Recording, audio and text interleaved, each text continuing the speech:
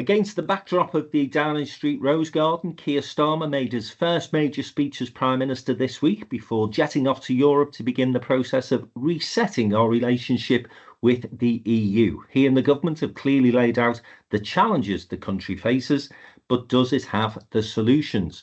In Germany, far right has secured victory in important regional elections over the weekend. What could that mean for the future of our continent?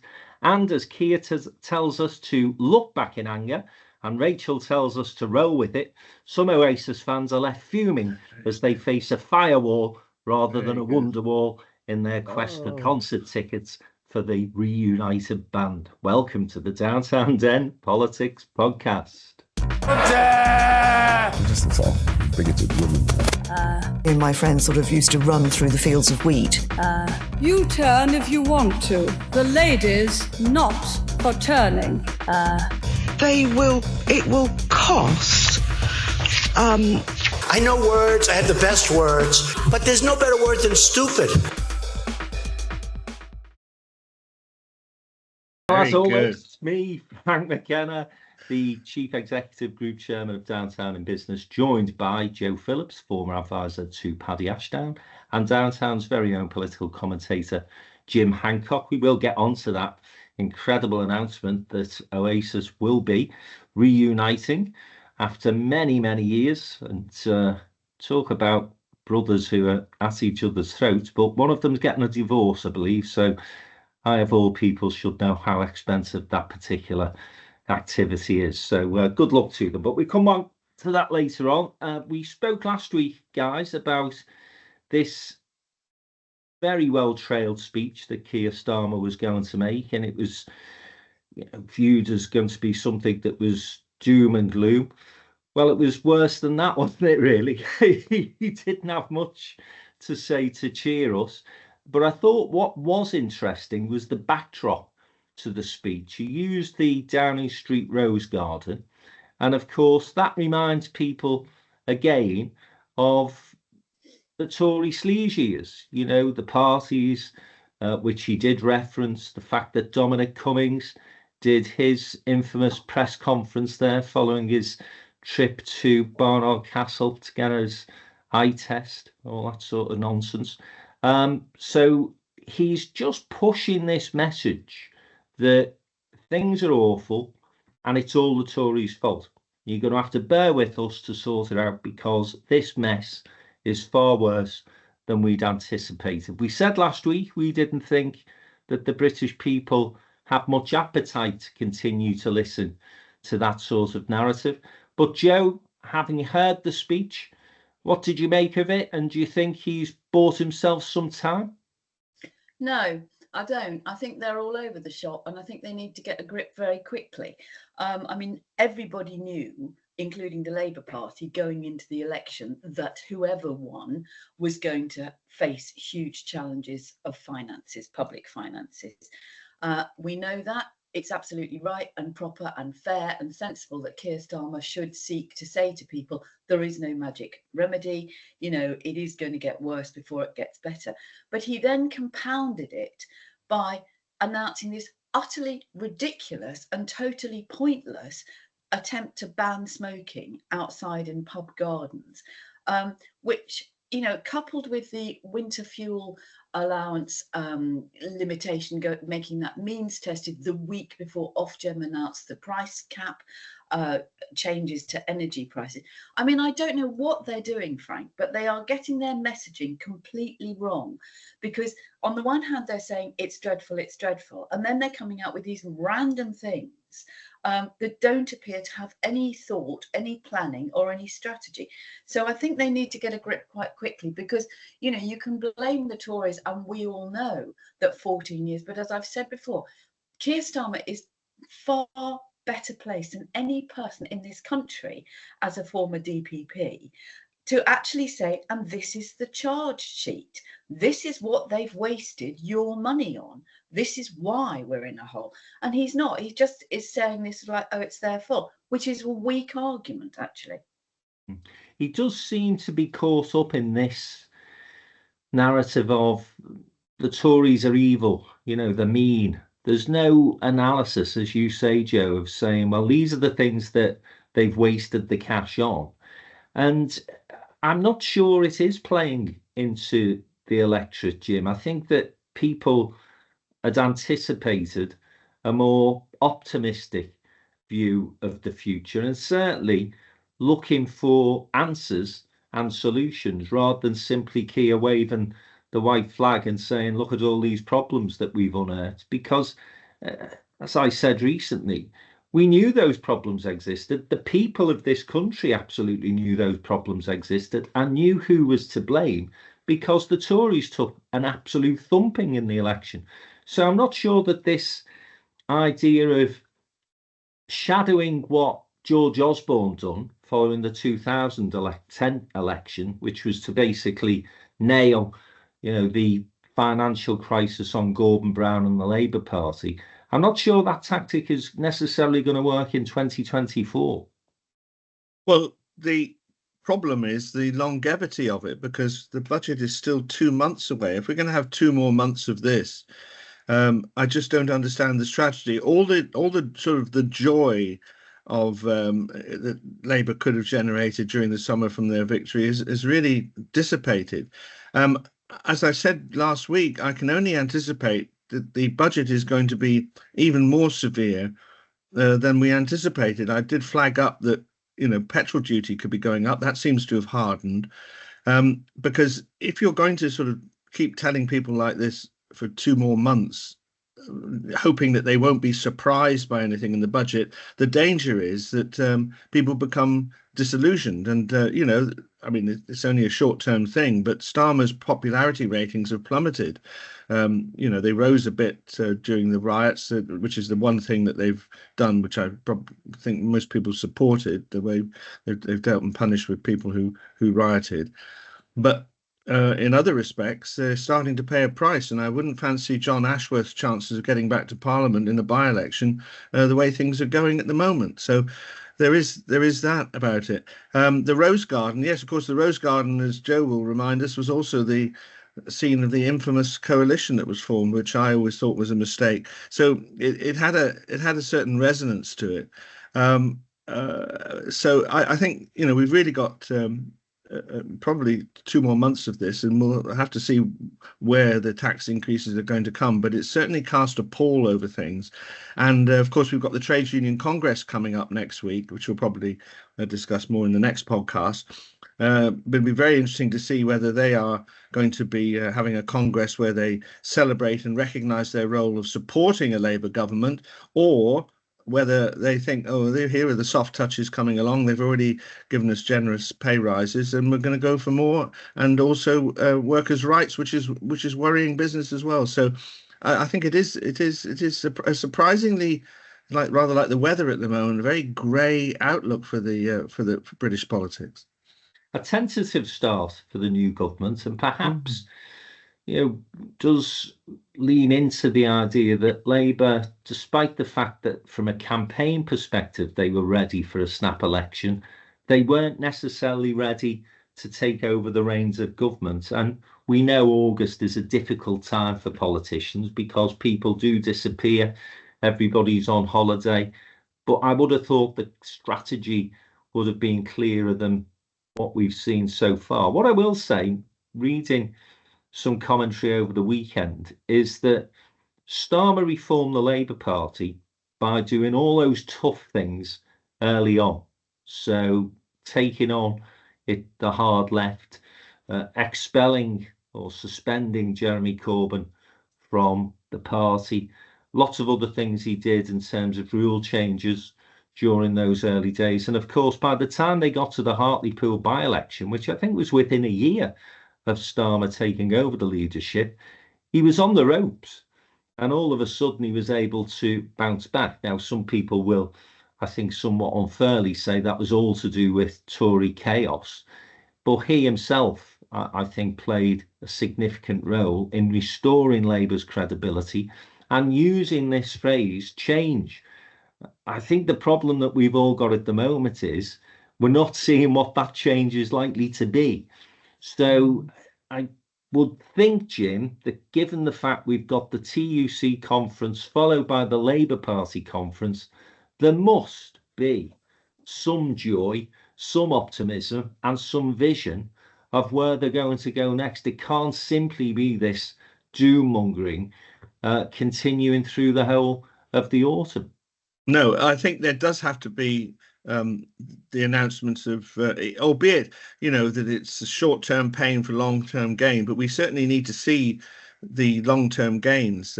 People are expecting a major initiative on housing. What are we going to do about training the workers for that? I think there is a slight seasonal issue that the narrative doesn't always move as fast in August. I mean, MPs are back in the House of Commons today, so there'll be that weekly Prime Minister's questions, energy, and there's a lot of legislation going in the first few weeks of this session, the renationalisation of the railways and things like that. So it might just take away, because we've had a rather sort of stagnant period. We've heard nothing but this gloom and doom initiative. So maybe things will become a bit more dynamic. But, we have to remember that 35% vote share, Labour wasn't projected into office with a massive increase in its vote share. It was a sense of quirk of the electoral system and a complete determination to get Conservatives out wherever possible. So although the majority is huge, they haven't got that sort of national will behind them that Tony Blair had in 1997, and they have to play it carefully. And I absolutely agree with you. We are going to need to hear what the positives are as a result of the pain that we're going to take coming forward. Before I bring Jo back in, just let me get your view on the issue she raised, because I know that you do have a view, and this is the potential ban on smoking outdoors. Well, it's a slightly difficult one, because I'm afraid I do smoke a pipe occasionally, so I need to declare that as an interest. Although I would never do it. I never do it in any public place at all. And there is a question of smoke drifting across pub car parks and things like that. What worries me is the enforcement, because smokers are outside now, and I don't quite see who is going to enforce this. And we all know the pressures on the hospitality industry. That's what worries me. I'm not sure. Smoking in cars and in closed spaces, clearly it causes a big issue with passive smoking. I'm not quite sure that the problem is as great outside. And I really worry about the enforcement of it. And I just think, as you've both hinted already, along with all the presentation on the economic front, these things sort of have nothing to do with each other, but they build up and have a negative impact. So I think the successive ban that the previous Prime Minister instituted, which Labour's taken up, about banning the sale of cigarettes progressively year by year, I think that's a correct measure. But I'm not sure I fully support the banning of smoking outdoors. But I'm interested in what you guys think about that. Jo? I think you've already indicated you don't really support it, do you? Well, I don't. No, I don't. I mean, I'm absolutely, totally, 100% in favour of preventative health as a national strategy. But the biggest single problem that we face as a country, which I think is far greater than smoking, given that the number of people who now don't smoke, is childhood obesity. Now, you're going to have something that is going to cripple the hospitality sector, which has spent a lot of money and a lot of imagination in trying to make space outside for people in order to smoke. And, how many times, I think I could count on the fingers of one hand, the number of times I've seen anybody smoking a real cigarette. You see a lot of people vaping, but that, there's no evidence at the moment to suggest that inhaling secondhand vape, although it sometimes smells like bath cleaner, that it's not the same as 20 Marlboro full strength. And I think if you were going to do something really important about preventative health, then start cracking down on sugar and processed foods. Start looking at the quality of school dinners. Start looking at food in hospitals. And, God knows every blooming government from the year dot has been doing it with all array of TV chefs from Prue Leith to Jamie Oliver, and nobody's made a blind bit of difference. But really, you know, what is more important is actually that you stop childhood obesity, which builds up problems throughout their growing time, causes type 2 diabetes, plus a whole load of other things. And the long-term cost to the health service and to people's ability to work, etc., is far greater, I think, than the small number of people who are still smoking. And I think, you know, it is an absolute kick in the ghoulies to the hospitality sector. I think, in fairness to the government, it's not necessarily going to be a priority. And I think it goes back to the point that we've made for consecutive weeks now.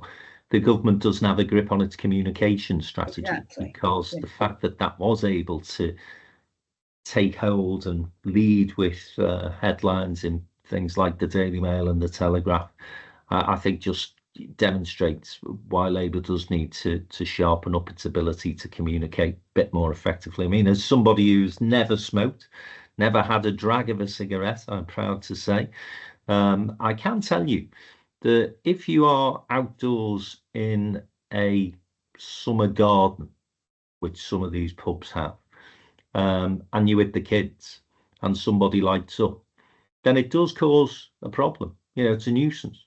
Now, in this country, it happens very occasionally because the weather is never usually that good. But it's a terrible problem abroad, particularly around the pools. And so what I noticed when we went away this summer was that the hotel that we were in had actually put the smokers well away from the pool areas and from the kids. So I take the point that you make, Joe. It's certainly not something that I would have thought was going to be top of the list when it came to getting things done for a Labour government. And I'm absolutely behind your view that child obesity generally actually is something that needs to be tackled. But I wouldn't underestimate the nuisance that some smokers, particularly those that don't give a shit about whether there's kids around when they're lighting up, does cause. And I've had more than one occasion when I've not necessarily come to blows, but I've not been far off because people just decide that blowing smoke into a 5, 6, 7-year-old's face is acceptable.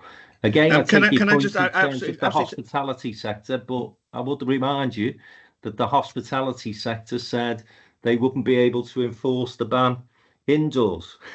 Well, they were able to. So yeah, I know, and I think all it's of us just one of those that. issues that, you know, we can get very excited about, but the direction of travel that we're on, it will happen. It just probably won't happen in this Parliament. But it is just a ridiculous thing to have put, and as you said, Frank, to allow it to become the lead item on the news and every phone-in programme and everything else when there are more important issues.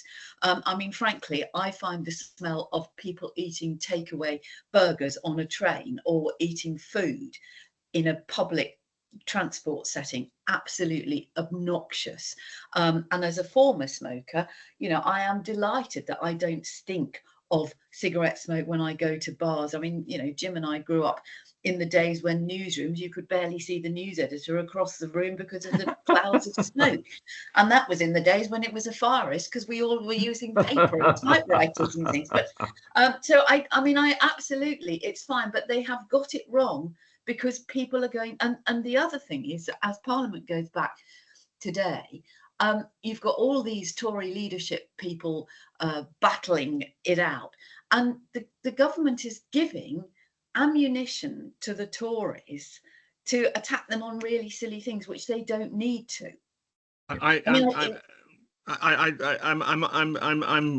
I'm actually very impressed with what Frank said about eating outside with the kids and smoke wafting over. So I'm very weakly arguing my case. So I can see a case for that, and I think there'd have to be segregated areas. I know the smoke doesn't obey that, but I mean there'd only have to be part of the garden, perhaps where people could smoke. But I can't really argue against what Frank said. One thing I would like to raise though is the question of enforcement, because as I understand it, it's not just pub gardens, but I heard that outside football grounds as well. I mean that really does seem unenforceable and could cause real problems. I think the problem is it's not even a policy. Again, I think this is the big issue, actually, is that the government have allowed this story to run. They've not got a plan. It's not a priority. It's probably not going to happen in this parliament. They've got a huge legislative programme already. So why let the hare run? Why not just come out immediately and kill it and say, well, yeah, that might be an ambition in term 2 of a Labour government, but we'd need to consult with the hospitality sector. We'd need to see how we could enforce it effectively. So up until that happens, we won't be doing anything on it. Instead, they allow the story to run and run. As Joe says, headlines in all the usual places, telephone phone-ins, a former shadow minister for common sense getting herself into all sorts of trouble because she compared the move to the Holocaust, which was totally daft, of course. I mean, she said she didn't, but it certainly, the tweet that she put out lent itself to that criticism. That's Esther McVeigh, for those who don't remember. She was Minister for Common Sense in the last government.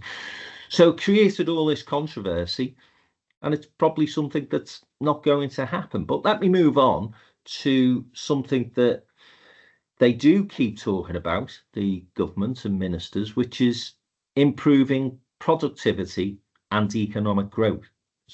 One thing that they're saying that will enable them to achieve this objective is a reset of our relationship with the European Union. And this week, Keir went across to Germany, met Scholz, and looked as though he'd done some sort of partnership agreement and deal around things like science, security, defence, the sort of stuff that will be seen as non-controversial, but a step in the right direction, I suppose. But again, I'm really frustrated that we've not bit the bullet and said, look, the way we get our economy going, really, guys, is to rejoin the single market, the customs union. He's ruling it out. And in exactly the same way that I think Rachel Reeves unnecessarily put herself in a straitjacket by ruling out increases to VAT, national insurance, income tax, Keir seems to be doing the same with Europe. For me, Joe, it's a no-brainer. Now, whether you call it a customs union agreement or whether you dress it up and call it something different, but unless and until we get that trading relationship with the EU back on track, then our economy is going to suffer. Absolutely. And I don't understand why he's so terrified. People are going to say, well, you're a bunch of liars anyway, because whatever happens, they're doomed. And as Jim said, they were not elected with the great enthusiasm that Tony Blair was in '97. So, they're in power, they can do what they like, and they can take, if they've got broad enough shoulders to cope with people saying, well, you're useless, you're going to freeze pensioners to death and stop us smoking in pub gardens and so on and so forth, then take it on the chin. But I don't understand also why he completely and utterly ruled out this sort of freedom of movement for young people, which would seem to be one of the most influential, sensible and easily manageable things to do. Because apart from anything else, if you're being purely cynical about it, you're then going to build up a generation of people who have travelled and worked and experienced Europe, and vice versa with people coming here, who will then be much more pro-European, one would imagine. So I completely don't get why he's boxed himself into a corner. And Germany, it's fine going. I mean, he's quite good at these sort of overseas trips, and he looks statesmanlike, and he certainly is doing quite well on the sort of the world stage, or the European stage, if you like. But what are you going to do? One of the big problems, we'll probably talk about it in a minute, we've seen the huge rise of the far right in Germany. It's all about immigration and asylum. We saw what happened in France earlier this year. Same thing, far right, slightly sort of dampened down by this peculiar coalition of the left, but still a very, very fragile government, if you like. So which horse is he backing if he's not prepared to say, we want a better trading relationship, and this is how we need to work it. He just seems again to be all over the place. And I think if you're going to get the tough stuff out of the way, which is what they're saying, they're saying we've got to get all this bad news out of the way and we've got to take the tough decisions now, then one of those tough decisions ought to be to say to the British people, look them in the eye, if he's being honest with us, then be honest. And the honest fact is that our economy shrinks by about 4% a year, simply on the basis that Brexit deal is a bad one for Britain. And so to get the trading relationship up and running again, guys, and to get the economy moving, to get the growth back that we want, then we're going to have to do a trade deal with the EU, and we're going to have some freedom of movement issues as well. But we're going to manage immigration better. Labour is not and cannot be an anti-immigration movement. It's got to be a controlled immigration movement. And for me, that closer relationship with the EU gives you a better opportunity of controlling migration. And I couldn't agree more, Joe. Our young people have been robbed of the very thing that we all enjoyed, that freedom of movement, being able to go to Europe, do some work experience, enjoy some cultural visits. And for them to rule that out, I just think is madness. Jim?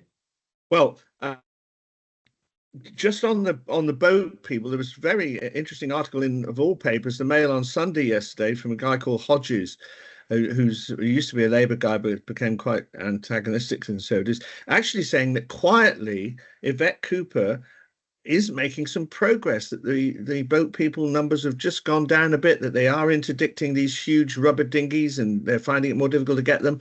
But obviously the government doesn't want to trumpet that yet. So let's just see. I mean, that was an extraordinary article to appear in a paper like that, but let's just see. But lady and gentlemen, and it's slightly odd for me to be in this position because nobody is more pro-European than I would rejoin the European Union tomorrow. But lady and gentlemen, this is Keir Starmer, carrying the Ming vase. He's still carrying the Ming vase because he doesn't want to appear to be thwarting the decision of the British people in 2016. So that informs all this ridiculous nonsense. Frank's analysis is quite right, but I just think we need to mention the reason for this, and absolutely the fact that he's not even moving on the question of young people is because he's still terrified about seeming to be thwarting the will of the British people. Now, maybe the mood of the British people has changed.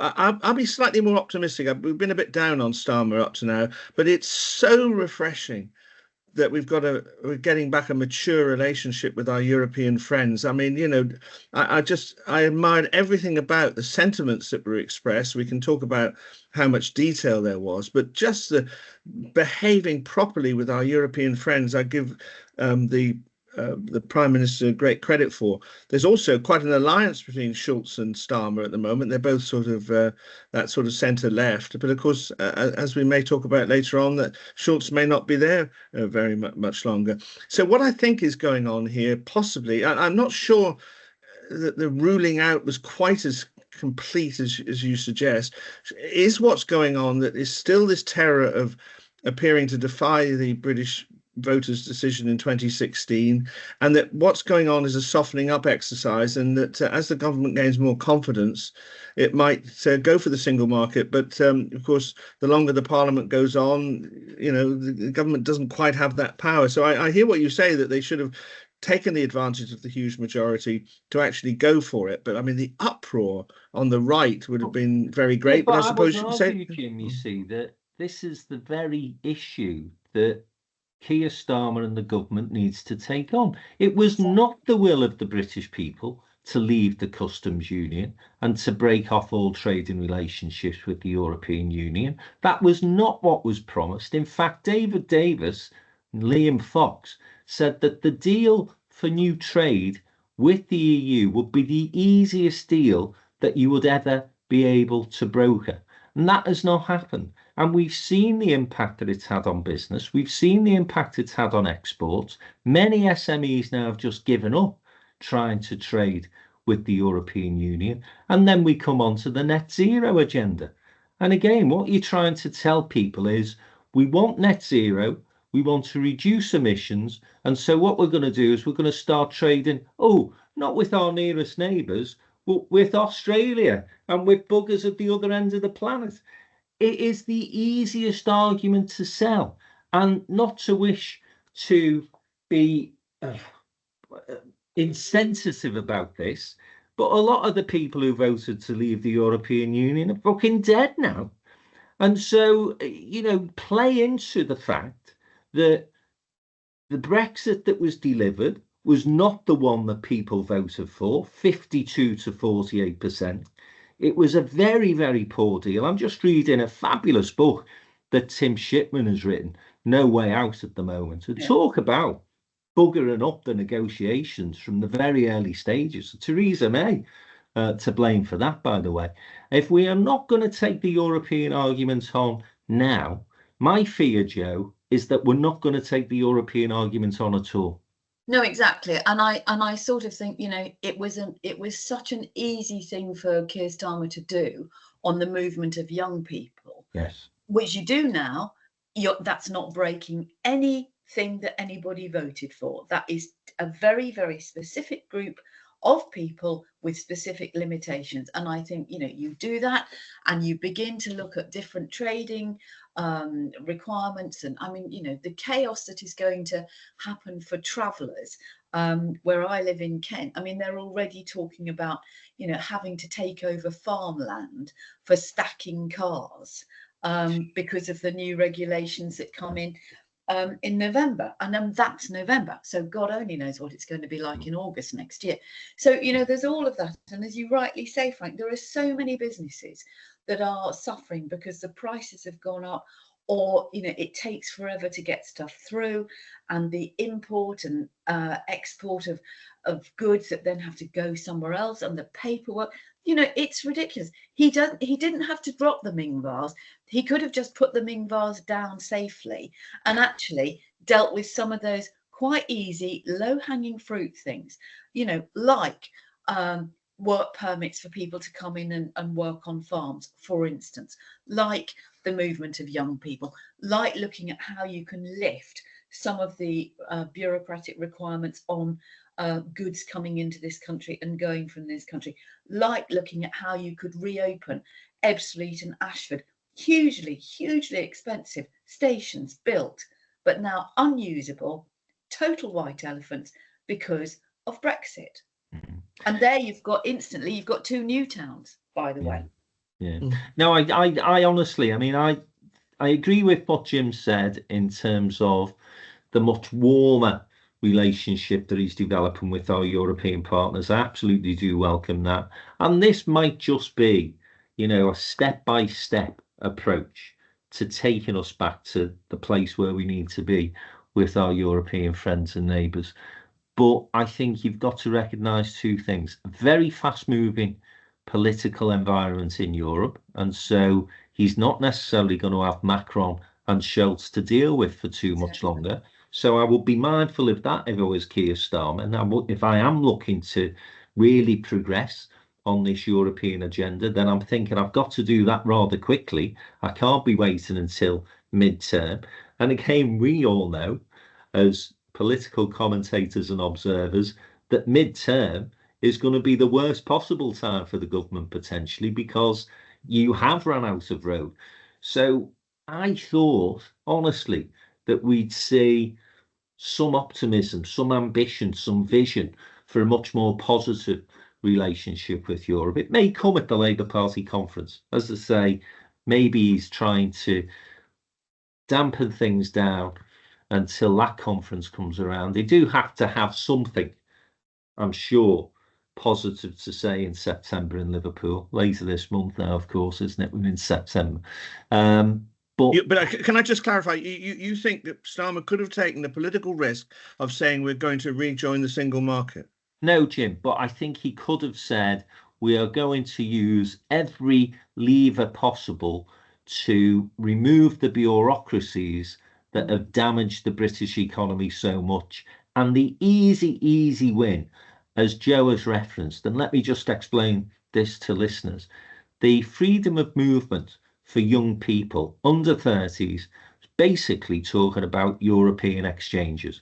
So 5 people will come from Italy into the UK for maximum of a 3-year period, and 5 people will go out of the UK to visit Italy for 5 years. Dead easy. No controversy over that. As Joe has rightly said, nobody would have turned a hair. In fact, you'd have looked at me to have said, that is a bad point. If the right would have attacked him for that, I think that's an attack he should have welcomed. And again, as Joe has said, how much goodwill do you then start to get from those younger people? And so moving forward, politically. Well, and the other thing, of course, Frank, is, making it easy for musicians and artists and actors and performers. You could do that instantly. And all of a sudden, you begin to look as though you're a country with a culture that you're proud of. Okay, we might talk about Oasis and Cool Britannia and all that stuff. Well, you can't be Cool Britannia if no bugger from here can go and perform and nobody from over there can come and perform here. It's ridiculous. Yeah. And those are easy things. And that's why I'm so frustrated and so disappointed with the government at the moment, that they're not doing the easy things that will make people think, no, actually, this is great. This has happened. Yeah. And we did say, didn't we, before the election was won, when it looked as though Labour were going to come in, we all of us said there will be quick wins that they can deliver here. And, we're talking about some of those in respect of Europe right now. And let's see what the Labour Party conference in Liverpool brings, and hope that there are some announcements that cheer us a bit. I'm going to move on because I'm conscious we've spent quite a bit of time on Keir Starmer and the government. I want to turn our attention after a short break to Germany and what's happened in regional elections there over the weekend.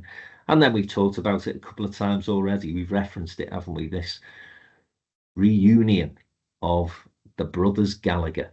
Stay with us. We'll be back in a moment.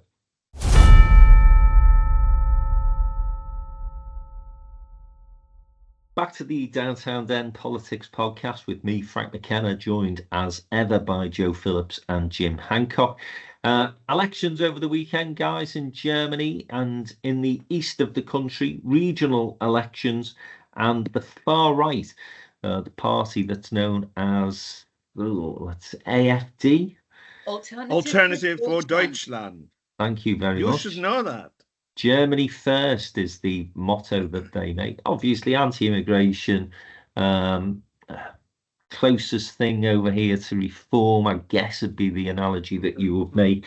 And they've won around 33% of the vote in one of those regional elections and come second, very close second, to what we describe as the mainstream parties in another regional election, both in the east of the country, which I'm told is significant because there is a feeling that since reunification, the east of Germany has felt a bit like those red wall seats felt in 2019 in the UK.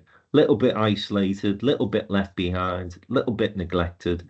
And they're starting to vote now at the ballot box to say this isn't good enough. And, it's a bit of a worry, isn't it, Joe, that we've got the hard right in Germany, of all places, first time since 1945 that anybody from that side of politics has managed to take control, even at a regional level. Yeah, and actually, since Angela Merkel stepped down, who of course was East German, and was the solid and stolid chancellor for so many years, Germany has undergone something of a transformation, that it is no longer the economic superpower that it was. It actually looks rather old-fashioned in many ways. It's still got very heavy manufacturing and industry. But as you rightly say, Frank, I mean, there are these areas that could be equally applied to areas in this country or in America or anywhere else for that matter, of the sort of the working class, sort of industrial towns left behind. And of course, the terrible killings in Solingen a couple of weeks ago have again fueled this anti-immigration, anti-asylum narrative. Which was a terrorist attack, Joe, yeah? That's what they say, don't they? That it was a Syrian asylum seeker who I believe handed himself in to the police. But, you know, it's a narrative that is across Europe. It's across the world. And it's one that I think, you know, to a certain extent, the left, if you like, they've ignored the concerns of people. I mean, we've talked about this before, and you know, you can see that writ large in the number of votes that Reform and the far right in this country and in France have got, because people feel that nobody's listening to them, that people feel that they're not allowed to raise their concerns, their fears, for fear of being called racist or bigoted or whatever. So it is something that needs to be addressing, and it needs to be addressed in an extremely grown-up, sophisticated way, because one of the single biggest things that is going to cause mass migration is climate change. So as more parts of the world become impossible to cultivate, uninhabitable because of floods or droughts or whatever, more and more people are going to be looking to go to places where they can live and they can grow food, and so on and so forth. You can't, on one hand, have a migration, an anti-migration policy if you're not going to address climate change. You know, what you've got to do is to change the narrative, again, to come back to that word, so that actually, if you want to stop migration, you've got to make it better for people to stay where they probably want to be, which is at home. Now, you know, there's wars raging around the world. There are people fleeing. You know, if you were a woman in Afghanistan or Iran, you would want to get out, and you probably wouldn't have your own passport because some male member of your family would keep it. So you would turn up, if you were lucky enough to escape, without papers. We need to look at the hows, the whys, but we also need to look at our international development policy, which has been cut for years through the Tories, but also look at how we deal with climate change and things like that, because those are the really big issues, and they cannot be separated. Jim, are you concerned? I'm sure you are, about the results overnight coming from Germany. I should say that it's unlikely that the AfD will take control of those regional parliaments, because, of course, the other political parties will coalesce and come together in coalition in the same way it's happened in France. But nevertheless, 33% of the vote, let us remind ourselves, we've got a government here who is elected on that very figure. So it's a significant chunk of the electorate who are backing this very far right agenda. Yes, and obviously, historically, the significance of it can't be underestimated. You know, for many decades after the Second World War, the German people ran a mile from any association with the far right politics for obvious reasons, but they now feel emboldened to do it. I think, you know, you were quite right to reference the fact that this is in East Germany, that for a very long time lived without democracy, that there are connections, you know, from those days when the Soviet Union effectively ruled East Germany, which explains their attitude to Ukraine, which is much more pro-Moscow. But Angela Merkel does figure in this story very prominently. I mean, although they do feel left behind, I mean, to be fair to her, she spent billions of Deutschmarks on trying to level up East Germany after reunification. But of course, she also put out the welcome mat for refugees towards the end of her chancellorship. An extraordinary thing. And the CDU, her party, of course, have now moved, and it's been interesting to see, again, parallels with the British Conservative Party. The CDU's policy on immigration now is considerably moved to the right since her days. Also, you're very, very correct to point out this weakening of the power of Germany. I mean, we've lived for so many decades on the fact that the Germans do everything best and they're really efficient. And just one small thing was the experiences of football fans at the Euros.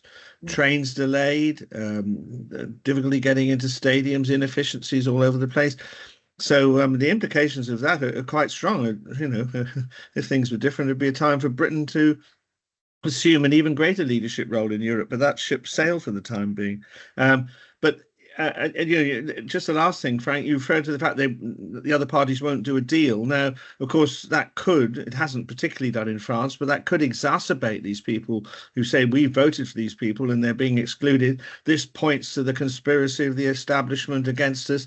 And this, of course, can feed into a sort of neo-fascist analysis of things. So this story has got some distance to play out. But at the root of it, as Joe has so eloquently described, is this question of immigration and the global forces of poverty, dictatorship and climate change are pushing this immigration towards Europe, not least because these poor people can see it on their mobile phones, and this is the long-term issue which I don't think any politicians in truth have got an answer to.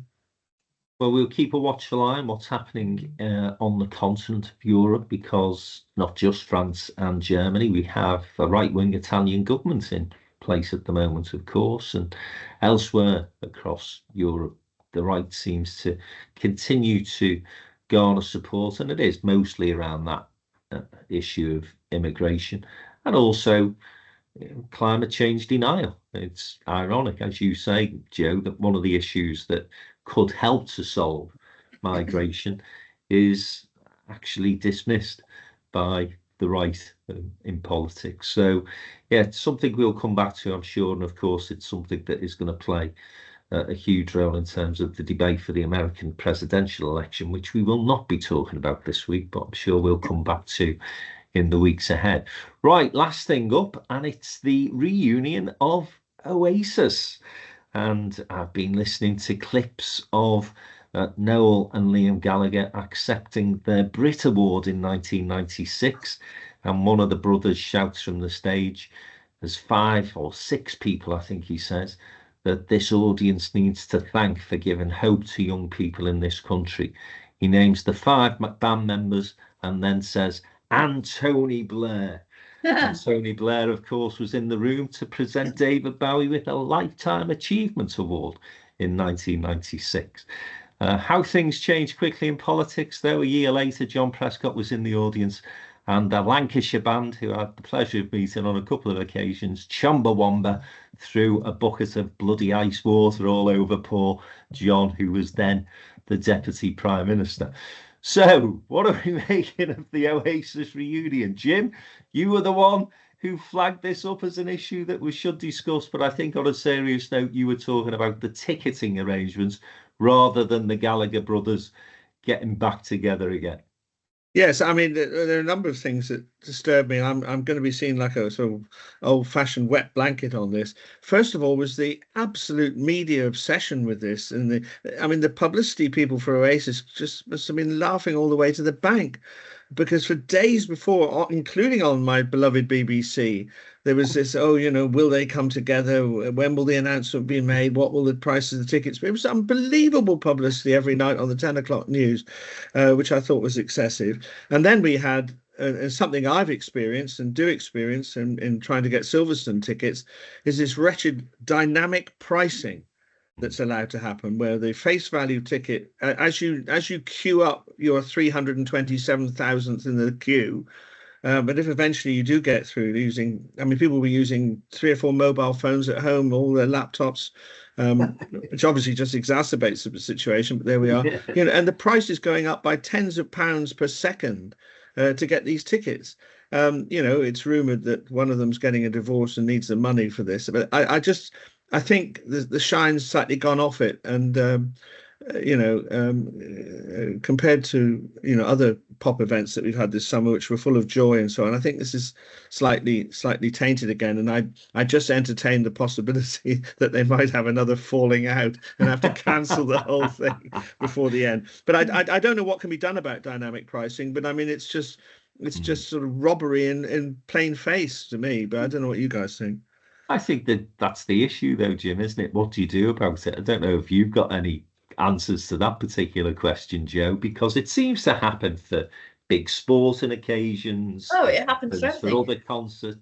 So it's not an Oasis issue, is it? No, it's not. And it happens for if you're trying to book a flight, for instance, or a train ticket.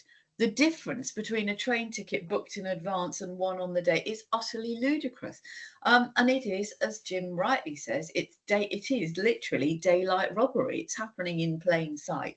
And I don't know how you can do something about it. I think Lisa Nanda is looking at something, and there certainly have been moves to stop the sort of the selling on.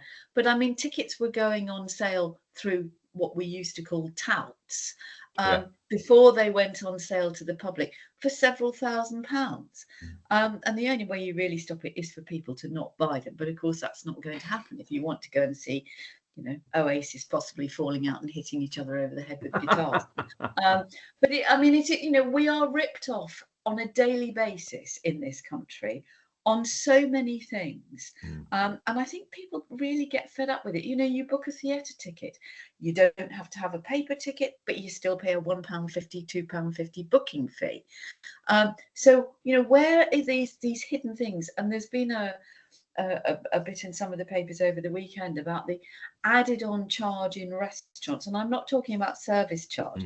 I always say to the waiters, you know, do you get this money? Because if you don't, I'll give you cash. Although, you know, most places are much better about sharing that out with the entire kitchen and hospitality stuff. But you know, you add on this sort of cover charge. Well, that used to be for water and bread. Well, you don't always get the bread, and you have to ask for tap water if you don't want to be ripped off on some ridiculous bottled fizz.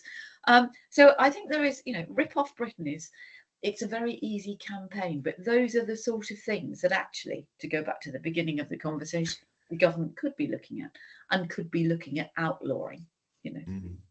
Very, very difficult, and an age-old problem. I go back to 1986. And the very first Everton-Liverpool FA Cup final. And the face value of a ticket to stand, because in those days you could stand up in the ground, was £6. And I ended up paying £55 for a ticket. And back, I tell you, in 1986, that could have caused me to get a divorce even sooner than I ended up getting a divorce from the first Mrs. McKenna. But it's always been, it's happened forever. And we always say, isn't it terrible? And governments always say, we're going to do something about it. It's so difficult, this. So difficult, because as long as people dopes like me, who, you know, that £55 bought me the opportunity of watching Liverpool beat us 3-1. So another bleeding disappointing 90 minutes. But whilst you've got people like me who are prepared to pay that additional price, then these people are going to continue to take advantage. And the only way that you're going to stop it is if people say, enough's enough, we're not going there. I mean, the point that... Sorry, Joe, go on. Well, and it's not just the tickets, Frank. It's things like the hotel prices. All of a sudden, as soon as the dates were announced, hotel prices quadrupled. And, you know, we see it to a certain extent during party conferences, although mercifully nobody has to go to Blackpool or Torquay anymore. I do remember, and I'm sure, I know I like Blackpool, but they never wanted the party conferences there because it was their busy time of year, because it was the lights, you know, the Blackpool illuminations and things. So actually to have all these irritating people from London and Westminster. But I am still mentally scarred from staying in a terrible, not an Airbnb, a bed and breakfast, which had rubber sheets, and you had to give a 50p deposit to get a plug so that you could use the communal bathroom down the corridor. And I'm afraid, you know, if I never have to go to a party conference again, that's why. Well, I'm not going to share my party conference stories with anybody on any podcast, but no, I think it is an issue. It's a frustration, but I think, you know, credit to any government that managed to find solutions to that one.